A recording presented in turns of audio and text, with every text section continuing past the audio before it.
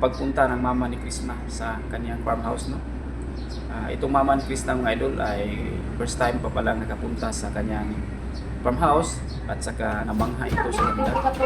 Hindi makapaniwala ang mama ni Krishna.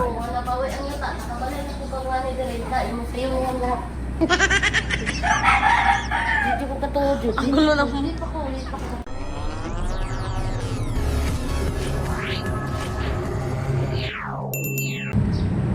Magandang araw sa inyo mga idol. Kumusta po? Welcome to my YouTube channel, Meltic Romero TV. At ang ating mga subscriber mga idol, kumusta? Ating mga viewers, kumusta po? Lalo na ang ating mga senior citizen na nanood sa ating mga video at sa ating mga OFW na palaging nagsuporta sa atin. Kumusta po kayo dyan? Ingat po kayo dyan mga idol. Lalo na yung mga nandoon sa Middle East na mga OFW at ang ating mga nanirahan sa ibang bansa. Mga Pilipino dyan, kumusta? Saan man kayo nagpanig ng mundo? Magandang araw po sa inyo. At lalo na ang ating mga senior citizen. Hindi natin makalimutan ang ating mga senior citizen dahil sila po ay laging nanood sa ating mga video. At ang ating mga Peking Koreana supporters at ni Pugong Bihero supporters, no? Kumusta po kayo mga idol? Ang ating mga Peking Koreana supporters na laging nagsuporta po sa mga vlog ni Krishna, no? Welcome to my YouTube channel mga idol. Sana po mag-subscribe kayo sa aking YouTube channel mga idol, no? Ang ating video ngayon mga idol tungkol po sa pag-reaksyon natin sa pagpunta ng mama ni Krishna sa kanyang farmhouse, no? Itong mama ni Krishna mga idol ay first time pa palang nakapunta sa kanyang farmhouse at saka namangha ito sa ganda. Hindi makapaniwala ang mama ni Krishna. Ha? Dili ko pa to, wala bawi ang yuta. Nakabalan ko sa wala. Dili ko katuod. Ang gulo ng Ulit pa ko. Ang gulo ng Ayan mukha mga ng idol, so hindi po makapaniwala ang mama ni Krishna sa naabot ngayon ni Krishna, no? Nagtayo siya ng bahay na malaki. Kasi kahit sinong magulang, tayo mga magulang tayo, pag mag-success ang ating anak na ganun na nakapagtayo ng bahay, sobrang proud tayo mga idol, no? Yun ang mama ni Krishna, sobrang proud sa kanya, no? Hindi po nakapaniwala ang mama ni Krishna sa naabot ni Krishna, no, na kanyang farmhouse na malaki. Akala niya ay maliit na yun. Balay niyo ni?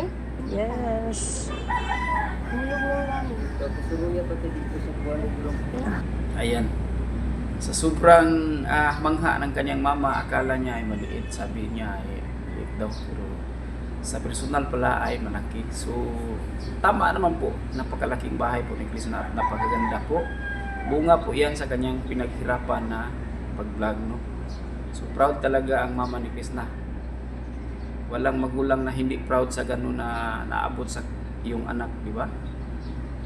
Mga magulang ni Krishna sobrang proud na nakaanak sila ng sobrang mabuting bata, no? Sobrang napaka genius na bata. Kasi genius ito si Krishna mga idol, eh.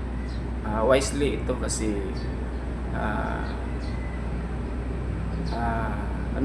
sa mura niyang edad na 22 ay nakapatayo na siya ng gano'n na bahay. Malaking bahay, maganda pa. Grabe pala. So, itong si Krishna ay sobrang proud ang kanyang mama sa kanyang naabot. Sabi ko na nga, walang magulang na hindi po ma-proud pag mag-success ang iyong anak at makapatayo ng gano'n na bahay, no? Kahit sinong magulang, tayo mga magulang din tayo, pero pag tayo ang nang gano'n, di ba? Sobrang proud natin. Tayong mga fans nga ni Krishna ay sobrang proud, eh, di ba? Mga idol, di ba proud tayo mga fans, lalo na mga Krishnatic. So, napaka-blessed talaga ni Krishna na dumating po sa buhay. Hindi po niya expect na ganun. Sabi niya nga, tulog lang daw siya sa trapal. Dati guys, natutulog lang daw ako sa trapal. Ngayon may bahay na daw ako ng ganito. Hindi ko lang man yan bahay. Bahay man yan natin, ma.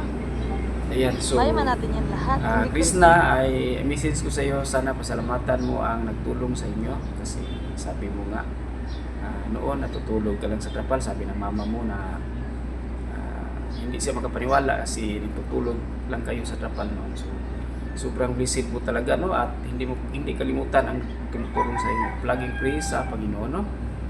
At saka huwag niyong pansinin ang mga basir na yan kasi toxic yung mga basir na yan. Mga aswang na yan, mga tikbalang na yan, kabayong tao, walang kwenta yun.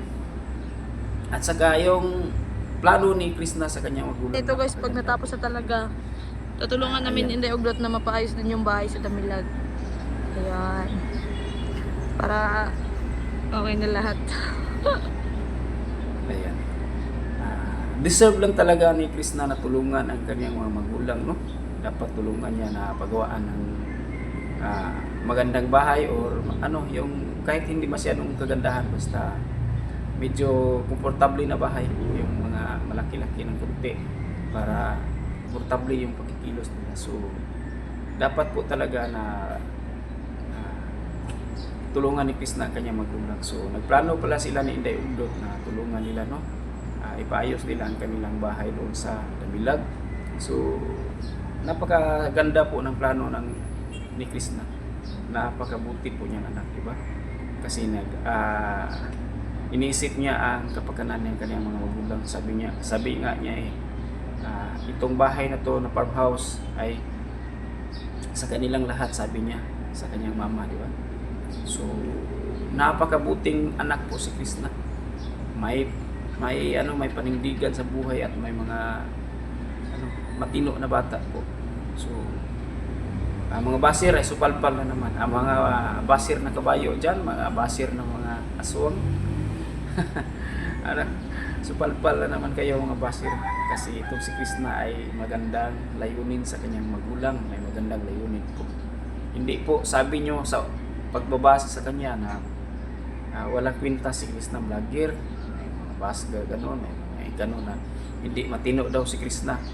So ayun ang nakita nyo ngayon, di ba? Supalpal kayo mga basir kayo. Kasi ayan, nakita nyo ang bahay ni Krishna, ang laki nga ayan ang laki. So grabe. Kahit sa murang edad ni Krishna ay nakapatayo na siya ng bahay na gano'n. So proud talaga ang parents niya, no? Lalo na ang kanyang mama at papa. Talagang hinahangaan natin si Krishna sa kanya tagumpay sa buhay, no? At sana po huwag niyang kalimutan ang tumutulong sa kanya, like Sir Paul, no? At sa mga viewers, palagi siyang magpasalamat kasi ang mga viewers po ay isa sa nakatulong sa kanya kasi ang iba dyan ay hindi po nag-skip ads, no? Dapat hindi tayo mag-skip ads para kumikita naman ang video ni Krishna at matulong niya sa kanyang magulang. At yun lang po mga idol, no? Sana po mag-subscribe po kayo sa YouTube channel Miltik Romero TV. Magandang salamat po sa panonood. God bless po sa lahat.